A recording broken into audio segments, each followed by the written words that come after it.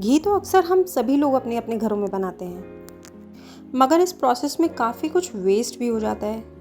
तो आज food cravings bye शगुन में मैं आपके साथ शेयर करूंगी कुछ ऐसी ट्रिक्स जिससे हमारी कोई भी चीज़ वेस्ट नहीं होगी।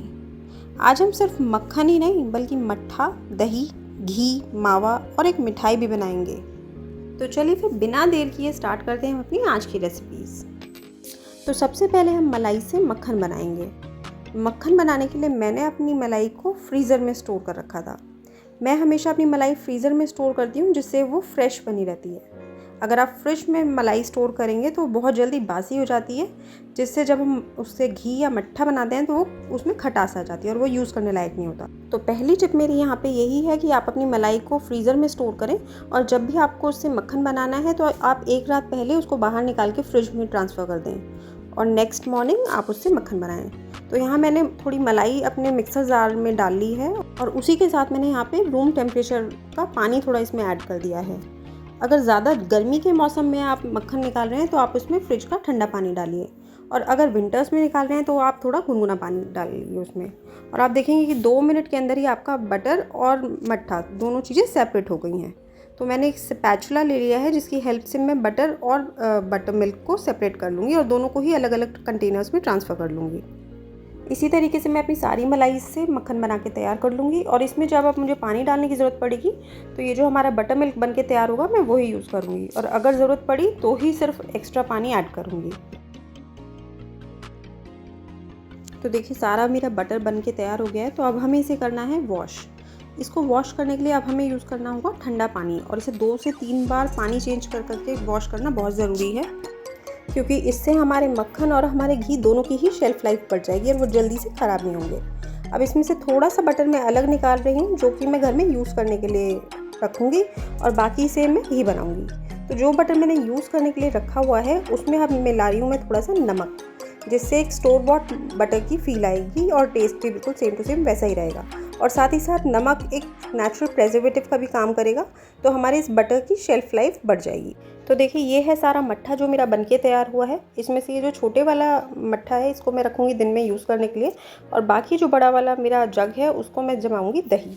तो यहाँ जैसे हम नॉर्मल दही जमाते हैं उतना ही इसको ल्यूकवार्म अपना गर्म करेंगे, जिसमें हम उंगली डाल के टच कर सकें, और उसके बाद में उसमें हम लगा देंगे जामन यानी कि स्टार्टर।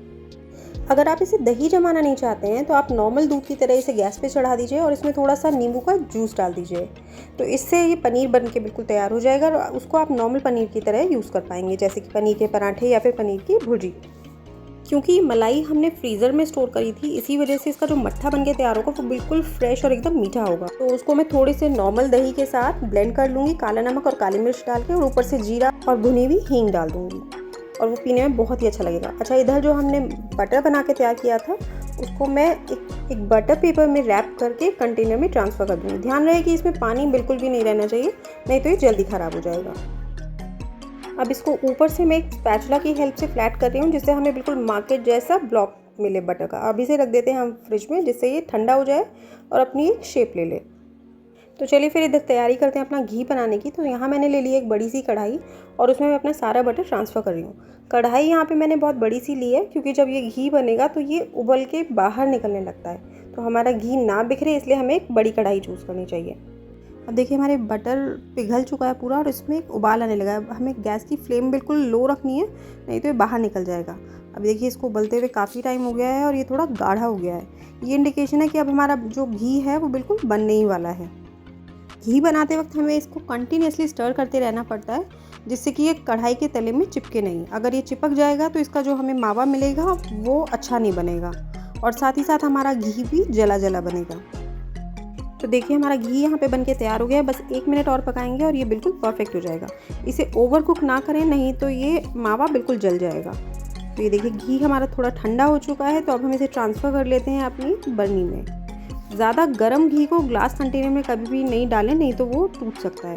तो देखिए मैंने सारा घी ट्रांसफ़र कर लिया। इसको थोड़ा थोड़ा प्रेस करके इसमें से एक्स्ट्रा घी निकाल लें, लेकिन ध्यान रहे कि अगर आप लंबे टाइम तक जिस भी जार में इसको स्टोर करने वाले हैं घी को, उसमें इसको बहुत ज़्यादा नहीं निचोड़ें, नहीं तो इसका अगर मावा उसमें जाएगा तो घी की शेल्फ़ लाइफ कम हो जाएगी। तो देखिए घी और मावा दोनों चीज़ें हमारी तैयार हैं। तो चलिए अब इस मावे से बना लेते हैं हम अपनी मिठाई। तो देखिए यहाँ सबसे पहले मैंने ले लिया है एक पैन और इस पैन में मैं डाल रही हूँ 1 कप दूध। अब इस दूध को एक बॉईल आने तक के लिए मैं पकाऊंगी और उसके बाद में मैं इसमें ऐड कर दूंगी अपना ये मावा। अगर आप देखेंगे तो मावे के हमारे बहुत ही फाइन ग्रैन्यूल्स हैं। ऐसा इसलिए है क्योंकि हम इसको कंटिन्यूसली चला रहे थे और हमने इसको छोड़ा नहीं। लेकिन अगर इन केस आपका मावा इतना ज़्यादा फाइन छोटे छोटे ग्रैन्यूल्स में नहीं है तो आप क्या कीजिएगा कि इसको बनाने से पहले एक बार मिक्सी कर लीजिएगा, तो ये बिल्कुल फाइन पेस्ट की तरह आपको मिल जाएगा। अब इसका जब तक दूध थोड़ा सूख जाए तब तक हमें इसको आपस में मिला के कुक करना है दोनों चीज़ों को। अब देखिए इसका दूध काफ़ी हद तक सूख गया है, तो इस स्टेज पे हमें मिलाना है इसमें मीठा। तो यहाँ मैं इसमें चीनी का पाउडर डाल रही हूँ। मीठा आप अपने टेस्ट के अकॉर्डिंग मिला सकते हैं। तो ये देखिए जैसे ही हम इसमें मीठा डालेंगे तो वो चीनी भी अपना पानी छोड़ेगी, तो उसको दोबारा से हमें कुक करना पड़ेगा जब तक वो दोबारा से ड्राई फॉर्म में थोड़ा सा आ जाए। इसी के साथ मैं यहाँ पे डाल रही हूँ थोड़े से ड्राई फ्रूट्स को मैंने अलग से पहले रोस्ट नहीं किया है क्योंकि इस मावे में काफ़ी घी है, तो उसी के साथ वो अच्छे से रोस्ट हो जाएगा। तो देखिए इसका मॉइस्चर काफ़ी सूख गया है अब। तो अब मैं इसमें मिला रही हूँ आधा कप मिल्क पाउडर, जो कि इसको एक बहुत अच्छा टेस्ट भी देगा और साथ ही साथ देगा इसको बाइंडिंग। तो इन सभी चीज़ों को आपस में अच्छे से मिला के हमें 5 मिनट के लिए और कुक कर लेना है। और इसके बाद में मैं इसमें डाल रही हूँ अब थोड़ा सा इलायची पाउडर और साथ ही में 1 चुटकी नमक यहाँ पे नमकीन टेस्ट नहीं देगा लेकिन फ्लेवर्स को इन्हांस करेगा, क्योंकि नमक होता है हमारा एक नेचुरल फ्लेवर इन्हांसर। तो देखिए अब इसको मिक्स करते हुए मुझे 2 से 4 मिनट और हो चुके हैं और इसने पैन को भी छोड़ दिया है। तो अब ये टाइम आ गया है जब हम इसे ट्रांसफ़र कर सकते हैं अपनी एक प्लेट में या फिर किसी मोल्ड में। इसे ऊपर से हमें स्पैचुला से थोड़ा सा प्रेस करते हुए इसको फ्लैट कर देना है, जिससे कि आपस में थोड़ा सा चिपक जाए और एक शेप होल्ड कर ले। ऊपर से मैं इसको गार्निश कर रही हूँ कुछ कटे हुए पिस्ता के साथ, और इसको रूम टेम्परेचर पे आने के लिए मैं छोड़ दूँगी 1 से 1.5 घंटे के लिए, और उसके बाद में इसे रेफ्रिजरेट करना है इसको हमें पहले 1 से 2 घंटे के लिए। देखिए अब ये ठंडा हो चुका है, तो इसको बाहर निकाल लेते हैं और इसे पीसेस में कट कर लेते हैं। इसके पीसेस कट करने के बाद में इसको दोबारा से रेफ्रिजरेट करने के लिए छोड़ दीजिएगा कम से कम 5 से 6 घंटे, सो दैट कि ये अपनी शेप अच्छे से होल्ड कर पाए। और देखिए हमारी बर्फ़ी बिल्कुल बनके तैयार है, जिसका टेस्ट एकदम मिल्क केक जैसा है। और ये देखिए कितनी सॉफ्ट बनके तैयार हुई है। तो अब आप बताइए कि क्या कोई कह सकता है कि ये उस मावे से बनी हुई है जिसको जनरली लोग डिस्कार्ड कर देते हैं।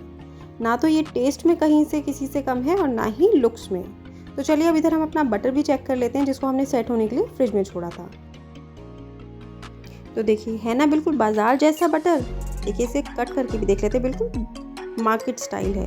और ये है हमारी दही, जिसको मैंने मट्ठे से जमाया था। तो ये अभी मैंने फ्रिज में नहीं रखी है सेट होने के लिए, सेट हो जाएगी तो एक बार और गाढ़ी हो जाएगी। इस दही को आप इडली, उपमा, अप्पे, कढ़ी, ढोकला कुछ भी बनाने के लिए यूज़ कर सकते हैं, या फिर रायता बनाने के लिए भी। तो देखिए है ना मज़े की बात कि हमने एक ही चीज़ से कितनी सारी चीज़ें बना के तैयार कर ली, और वो भी विदाउट एनी वेस्टेज। तो कैसी लगी आपको मेरी आज की रेसिपी, कमेंट सेक्शन में मुझे ज़रूर बताइएगा। और अगर अच्छी लगी हो तो please do like, share and subscribe my channel.